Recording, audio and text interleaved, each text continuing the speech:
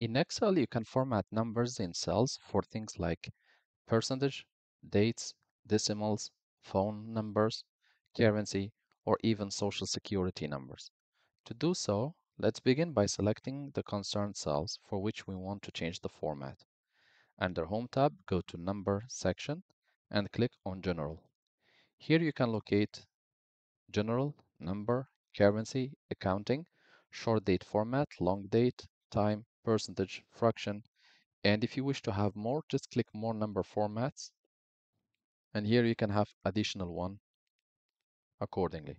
For this one, we're going to select Currency, and we're going to select Czech Crowns, and we are going to click OK. We'll click to readjust so that the whole number appears. If you also wish to select the dates format, select the date cells, right-click with the mouse, and select Format Cells. And here, make sure that you are under category Date, and you can select the suitable one for you. Once you have selected the wished one, click OK, and it will be applied accordingly.